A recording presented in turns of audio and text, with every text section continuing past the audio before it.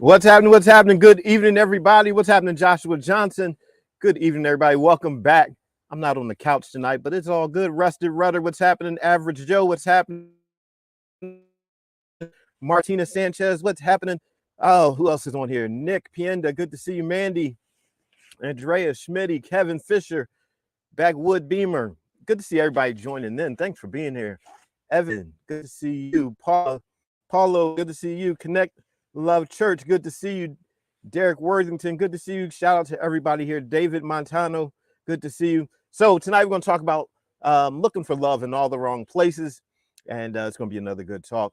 I'm outside because, hey, listen, daylight saving has kicked in, and it's just better to be outside. It's been a great day. I've been working, doing some stuff outside. Just got finished doing a workout. So I'm like, you know what?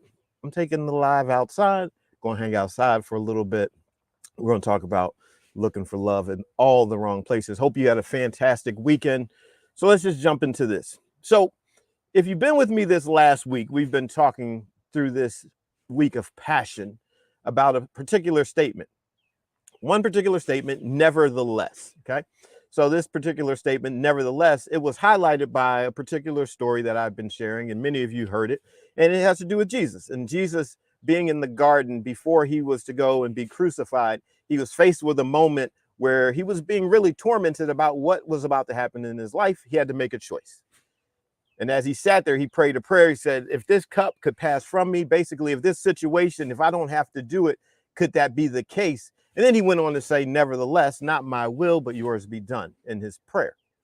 But that one word, which is three words put together as one, nevertheless, has been the word we were focused on all week. Because nevertheless means that we are making a commitment to something greater in life, right? And whether or not you believe in Jesus or not, it's not really the case it's not really what we're talking about.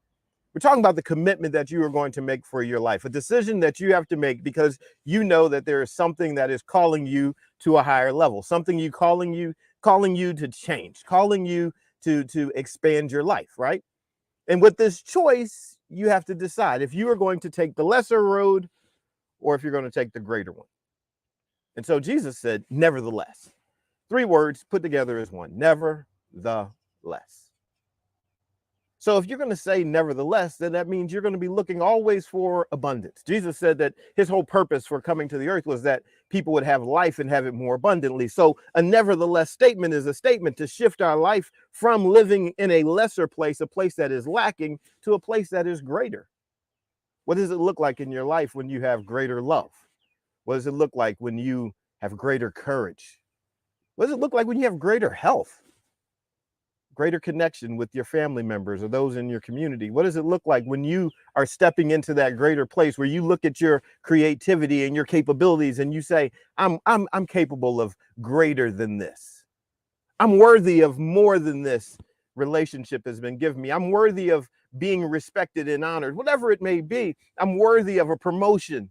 I'm worthy of, seeing some more money in my bank account. What do I need to do to make some changes? So when you shift out of that nevertheless lacking place to an abundant place, everything shifts. And you begin looking for something differently. And so with that, I was thinking about the story, and as many of you know, there's this weekend, there's been a great celebration about the resurrection of Jesus and overcoming the grave and defeating death. And so around the world, it's been celebrated. Some people believe it, other people don't. That's not really what we're going to argue about tonight. See, the bottom line is that whether or not you believe or not, there's still something in all of our lives where we're going to be faced with a moment where things in our lives have to die. Things in our lives, we have to let some things go if we're going to shift from nevertheless and lacking to abundance. There are some things that we have to let go. How do we know this? Because in nature, that is just the process. You have to let go of the seed and plant the seed in order to grow the tree. I don't know anyone who's ever held a seed in their hand and it just grew in their hand. No, you got to release it. You got to let it go. You got to bury that thing in the dirt, and then it does what it needs to do and it grows. And so I was thinking about the story, just continuing on with this story about Jesus. And he goes through and gets crucified and gets buried and is put in the tomb. And then a couple days later, his friends, they're looking for him in the tomb. But he had told him, he's like, no, I'm going to rise from the dead. I'm not going to be there. I'm not going to be held by this grave. But they went and they looked for him in the tomb. And it got me thinking, sometimes we are looking for love in all the wrong places. And what does that have to do with the story? Well, the Bible says that God is love, and Jesus was the embodiment of God. So Jesus would have been love too. And say they were looking for love in the wrong place, because they were looking for love in the place where love had been buried, the place where love was placed in the tomb, the place where love had died. They weren't looking for love in the place where it was resurrected. They were looking for love in all the wrong places. And perhaps your life, you've been looking at some things in your life and wondering why things haven't been working out. And I would just challenge you to question your experience, to ask yourself, am I looking for love? Am I looking for change? Am I looking for health? Am I looking for greater connection in the wrong place? See, it's not that you can't change. It's not that you can't have more, but perhaps you've just been looking in the wrong place. Perhaps you've been seeking after some solution that just isn't really the answer, and you're looking for satisfaction in the wrong place. See, perhaps you are going through a time of being brokenhearted, and instead of going through the healing process, which is hard and painful, you're looking for a band-aid to the situation. You're looking for something to mask the pain. You're looking for some relief, but you're looking in all the wrong places. See, this is something that we can do, right? We can look at our lives, and sometimes we can evaluate our situations, and our situations can be a little depressing, right? They can be a little sad. You know me, I'm going to talk about health and wellness and relationships. So if we can look at our health, sometimes our health, we can say, oh, I'm in a bad place, a negative place, an unhealthy place. And we can look at our health and know that we want to change. And yet we can be so depressed about our current situation that we do something that actually works against us being healthy. Have you ever been in a situation where you didn't feel that great, or you felt depressed, or you felt down, and instead of doing the thing that would actually make you healthy or heal and be whole, instead of doing the thing that would actually save you from the depression, you actually do something that sends you deeper into depression, deeper into the pain? You're in pain, and this person's been hurting you, and yet when they call you, you answer anyway. You still go out on the date with them anyway. You still hook up with them anyway. Pain. Then you just regret it. Perhaps you have, some kind of sexual experience with them, and you feel used and you regret it. Perhaps you've been addicted to some substance and you want to break free, and yet instead of breaking free, you actually end up using the substance again, going back to the addiction, because you're looking for relief. You're looking to actually feel love. If love is wholeness and completion and being made well, you're actually looking for love, but just in the wrong place. You're using the wrong medicine. And so that's what his friends did. They were looking for him, but they were in the wrong place. They were looking for love in the place where love had actually died. And so often we can do the same thing. We can go to that place. We can do the thing that's actually killing the love that we desire. And yet we keep showing up in that same place over and over and over again. And so today, here's the challenge. I'm going to challenge you to make a shift. I want to challenge you to do something different. Challenge you to admit to yourself, first of all, that you've been looking for love in the wrong place, that you keep going back to a place that is not serving you, the place that is not capable of filling and providing for the thing that you need. You got to admit it. You got to say, like, listen, this is just no good for me. This represents my dying season. But I'm not trying to stay in my dying season. Are you really trying to stay in your place of death? Are you trying to stay in that place where the best of you has been buried? The best of you is in a tomb. Think about it like this. A tomb, if we use this as a figurative image, a tomb is a shell. Okay? A tomb is a shell.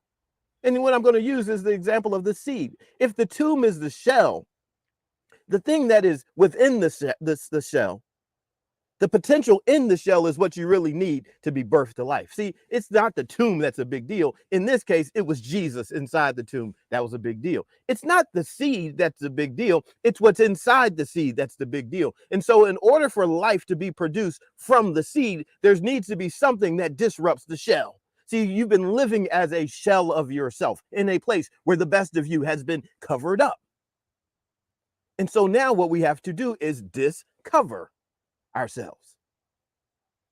Dis means not, cover means conceal. Jesus in the tomb is covered. He's concealed. But then he had to be discovered in order for him to be revealed. Inside of an apple seed is the potential for an apple tree, but it must break the shell in order to become the tree. And you must break the shell too and stop just looking for the best of you to just show up until you decide, I have to disrupt my situation, this circumstance. I got to shake some things up. I have to break free from where I am. I have to do the uncomfortable thing and make this stone that is blocking this tomb roll away. I have to do some things to engage something so that my situation gets disrupted. And you can listen, it's not going to be a passive thing. This is not a passive moment for you. This is not an easy situation for you. I was looking at, I have some baby chicks and they're a couple weeks old, and I didn't hatch them personally, but I've been looking at the process online, right? Thinking about getting an incubator and all that. And I was looking at how the baby chick that's in the inside of this shell, a shell is not very thick, but it's been growing and growing on the inside of this shell. But at some moment, there's something on the inside instinctively for this little chick, as small as it is. It knows, I need to start hitting this shell in order to get out of here. I got to get the shell out of here. No, it's like, no, that was so corny. But anyway, but that little bird knows, I need to start hitting this shell. I need to start pecking away at this, and so I can get free. And so it starts to peck in one place over and over and over. It's not pecking all around the shell. No, it's like it's getting too big. It's not a lot of space to move. It's a little jammed up. And it's like, hey, I need to start hitting this shell in this place over and over and over again. Let me start repeating this process over and over and over again. Let me just start pecking at this over and over and over again. See, you've been wondering, why is my life not changing? You got to start pecking at the one place over and over and over again. Oh, why? How come I can't lose this weight? Oh, you got to start pecking at it over and over and over again. How come my body's not changing? I got to peck at it over and over and over and over again. Why is my relationship suffering this way? Why is it that we can't have better conversation? Oh, we need to start pecking at that over, and let's just work at it over and over and over again. How come I can't grow my muscles? Look, you just settle in, start doing some reps. In the gym, that's what you call it, reps. Repetitions. Repetitions mean something that is being repeated over and over and over again. See, there's this thing that we know in the gym. In order to get your muscles to grow, there's this thing called time under tension. Your muscles need to be under tension for a certain amount of time for them to be stimulated to grow. See, the thing is, sometimes we look at our lives and we think, I just want to get out of this situation so quick, that we don't realize we're actually stunting our growth. Stop running away. No, sit there, do the reps. Sit there, go through the process. Go through the process of discovering yourself. What does that mean? It means perhaps somebody you need to wake up every morning and practice drawing for 15 minutes, right? Because you know there's an artist inside of you. Perhaps you need to wake up to do 20 minutes of just singing. Just practice your scales, practice your guitar, practice your instrument, practice doing whatever it is. Let's just say 20 minutes. I'm not even telling you to do it like an hour. You need to go for a 20-minute walk. Just every day. 20 minutes. Take 20 minutes and just do it. every day, repetition. I'm going to show up. I'm going to do this thing every day. I'm going to show up. I'm going to do this thing every day. You might get really committed and say, I'm going to do it at a certain time. What's your time? What's the time? Put it in the chat. What's the time that you use for something specific in order to discover yourself? If you don't have one already, just make one up. What's the time that you're going to set aside? Just 20 minutes. What's the 20-minute time that you are going to set aside for you to discover your inherent greatness? Because there's greatness inside of the seed of you, inside of the shell of you. There's greatness inside of you. So just make a commitment. And here's the deal. Make it early in your day. Don't put it at the end of your day. Don't make it a leftover thing. Make your inherent greatness. Make discovering your inherent greatness something that you do early. You know why? Because if you do it early, it'll be out of the way. So give me a 20-minute time.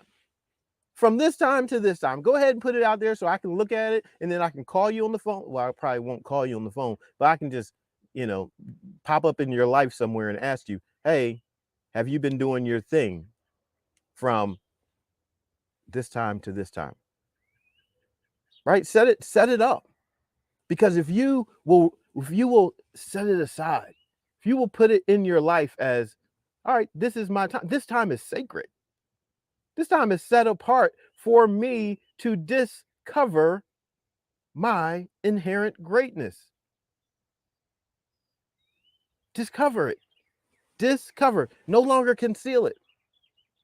If anybody is going walking, side note, if anybody is walking, if you walk in your day and you use Map My Walk, just be friends with me. So you can see my walks and I can see your walks. And if you want to be friends with me, just use B.A. Shepherd, my name, B.A. Shepherd. Look me up on Map My Walk, request me as a friend, and we could be friends, and then we can see each other's walks.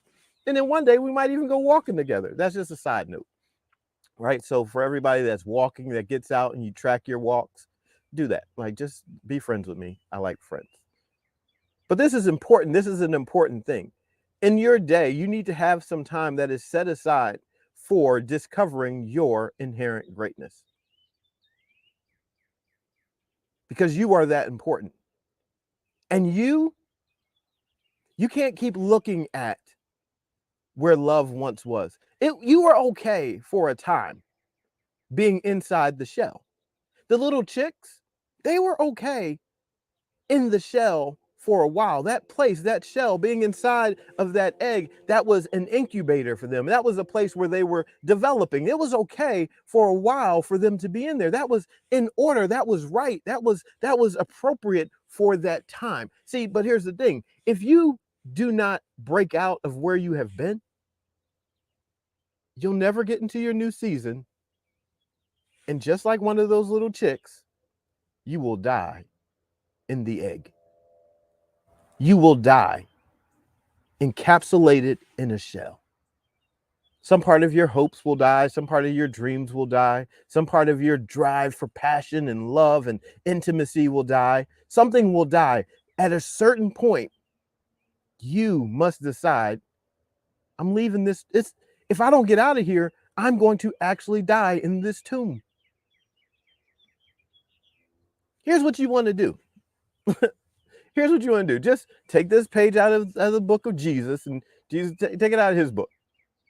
Live your life in such a way that when people come looking for you in that old place, you'll just be able to tell them, why are you looking for me there? I'm not there. I'm not in the dead place anymore. You thought I was going to still be in that dead relationship? You still thought I was going to be in that dead-end job? You still thought I was going to be in that dead-end career? You thought I was going to be in that dead place? No. What? I'm out of there. I'm here to live and have life more abundantly. You don't even need to look for me at the dead place. Don't even bother. Get so convicted about your life that you say, I know that well, you don't have to worry about looking for me there because I am not there. I have been resurrected to a different level of life. See, it's not just a story for Jesus. Like, look, fantastic. It's great that we celebrate the life of Jesus. Jesus didn't even make it that big of a deal. He didn't say, okay, everybody celebrate me all the time and that's it. Jesus even flipped it and said, look, the things that I've done, I expect that you're going to do greater things than these. So, like, whatever stance you take about his life, the bottom line is there are greater things being expected of you, and you get to look at a story, look at a life as a template to say, he went through all these things. He was buried. He was counted as dead. Some people counted him out. Some people said, see, I knew he wasn't who he said he was. See, some people talked him down, and then some people believed. And then yet some people still went and looked for him at the dead place, even though he said, I'm not going to be there. He made a declaration. Oh, I am going to live after this. You need to go ahead and get your strength up a little bit more, or a lot more, and just start telling people, because you've been through some stuff, right? You've been through some moments, you've been through some downtimes, you've been through a divorce, you've been through some criticism, you've been through some setbacks. Go ahead and still tell somebody, hey, look, I'm not dying there. That's not the end of my story. I am not dying. That's not it. Where you thought I died, where I was heartbroken, that is not the end. That was a moment for me to be incubated. See, I love it that he was placed in that tomb, and there was an incubation period. He was like, no, there's something greater coming after this. And if you look through nature, this is repeated in process with seeds, with babies, with small chicks. Like, this is repeated in process everywhere. There's an internal incubation period with dreams and hopes, and you have a thing and you've been thinking about it, and it's been on the inside of you. That thing just feels like it's in your belly, it's in your heart, it's in your mind. That's on the inside of you being incubated, and it goes from being incubated in your mind to being incubated in your heart, and then incubated in your actions, and then the world starts to see it. And like, you could start off, it's like incubated on a little pad in your room, and you're just sketching out some notes, or you're writing some recipes, or you're doing whatever it is that you do, and you're having this moment. It's just you and this little intimate space, and it seems so small. It seems so small and perhaps even insignificant, but no, that's what the incubation period is for. It's about taking something that is so small and learning how to care for it, learning how to tend to it, learning how to show up for it. Because if you can't care for the little thing, guess what? You're going to really struggle with the big thing. So what you want to do is learn in that 20 minutes that we just talked about earlier, how you set aside some 20 minutes and you start having some repetitions where you start showing up for it. You start showing up for your health. 20 minutes a day, and you say, okay, I'm gonna show up, and every day I'm learning how to cultivate these small actions so that they can become greater health. I'm learning how, when I sit down with my wife, and I'm sitting down with my children, or sitting down with a friend, or sitting down with a colleague, I'm learning how to cultivate the time where I sit there together with them, and I'm very much present with them. Because if I can cultivate a presence and awareness, and I can put down my phone and really be focused and intentional, what that moment is going to do, it's going to turn those moments into a greater relationship. You got to nurture the seed. You cultivate the small thing.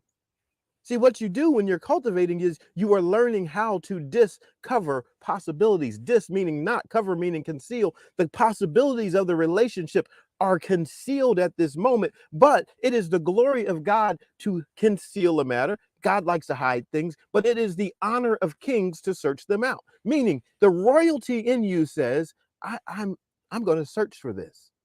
I'm going to search for the treasure in this moment. I'm going to search for the possibilities of this relationship. I'm going to search for the possibilities of my health. I'm going to search for the possibilities of my business. I'm going to search for the possibilities of my dream. You set aside some time. I just do 20 minutes. Like, don't even overwhelm yourself. Do 20 minutes. And say, look, for 20 minutes, tell your wife, hey, babe, will you, for 20 minutes, can you and I, can we have some time together? Just 20 minutes. Can we set that aside? I heard this guy online, and he was talking, and he put out like this challenge that we would just 20 minutes. Would you do that? Now, your spouse might say no. That's okay. If they say no, hey, it's going to hurt. But then you still take that 20 minutes. You say, I'm going to do it my 20 minutes. I'm going to take my 20 minutes and I'm going to study how to be a better relationship partner for 20 minutes a day. I'm going to get a book and I'll read this book on how to be a better relationship partner. And I'll take some notes and I'll create some plans or some strategies and I'll do something for 20 minutes a day. Even if my spouse doesn't want to show up with me, I'm going to do it anyway. That's still cultivating the seed, still cultivating the potential. And guess what it's going to do? It'll change you. And that's what it's all about. You being transformed.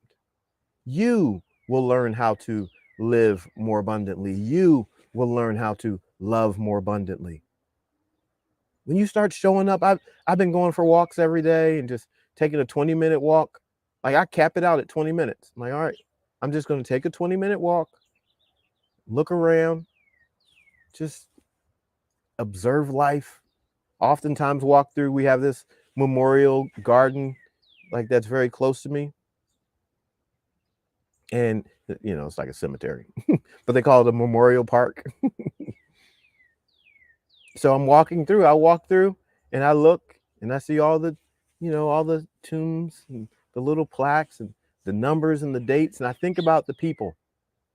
Sometimes I walk past and I'll see that it's just dirt, meaning that somebody just got put down there. And I think about their life. I wonder, did they go all in? I wonder if they had their dreams. I think about this statement a man named Miles Monroe made. He said, the cemetery is the richest place in the world because so many people have taken their dreams with them to the cemetery, their hopes, their ministries, their businesses, their marriages. So much stuff has gone to the grave that people never realized their better days of health buried because they wouldn't take the time to take care of their body. So potential got buried. And I think about that when I walk through this memorial park. And I think about me. I'm like, I don't want to die with the best of me not being seen. I don't want to die with my best talk still inside of me. I don't want that. My best moments of love still on the inside. No, I don't want that. And I just encourage you to do the same thing. Take and start setting aside some time, some intentional moments. It'll change your life. 20 minutes a day. If you just start there, like, it'll change your life. The problem is, let me just tell you, the problem for most of us is we don't know how to garden. Like, what, Brian? What did that have to do with anything? See, when you learn how to garden, you learn that you plant a seed and then you're patient. Then you have to wait. And, you don't get to do a whole lot for the seed. You just get to let it be. Yeah, you need to make sure you water it, but there's not a whole lot for you to do. You have to learn how to be patient in the process. And then after a while, you start to see something. So many of us, we want to plant a seed and then like 20 minutes later, we want to see the tree. Like, what do you mean there's no tree? I planted a seed. And so this is where sometimes technology really hurts us. I'm a fan of technology, but sometimes it really hurts us because we're so used to having things like that we don't realize love takes time. Changing your body takes time. Becoming healthy, becoming whole, overcoming the challenges of a relationship takes time. Building trust takes time, especially after it's been lost. Takes time. So, set aside time to cultivate the very best of yourself. It'll be time well invested. It'll change your life. Stop being so impatient. Learn how to make love. Right? Love yourself so much. Learn how to actually make it. Like, Love is something to be made, there's a recipe for love. Make sure you're setting aside moments every day where you are figuring out the formula for how to love yourself and love others. And then you make and you build this thing called love. Build it into your life. Be committed to it. Be intentional about it. And in your process of making love, you're going to see it and enjoy it. Enjoy the process. It's a good thing. So tonight, here's what you do. Here's your assignment. Here's your challenge, your call to action. Set aside 20 minutes early in your day for you to meaning not, cover, meaning conceal, your inherent greatness. Discover your inherent greatness. 20 minutes. Set aside that time and work on your thing. Show up for yourself. Show up for the best of yourself. Believe that there is a next level for you, and whatever has happened in your past has not killed you. It was an incubator for something greater. And then step into it. And then send me a message to let me know when great things start to happen, because I believe with you that great things are going to happen. So 20 minutes, set it aside early in your day. Don't tell me, like, I don't have any time. Yes, you do. Just wake up 23 minutes earlier than what you normally do. All right, there you go. There's your answer. Wake up 23 minutes earlier. I give you 3 minutes to, slap yourself on the face and wake up, and then take 20 minutes. You got this. Father, thank you for this day and your many wonderful blessings and the opportunity to be here with each and every person. Thank you for the blessings of resurrected life.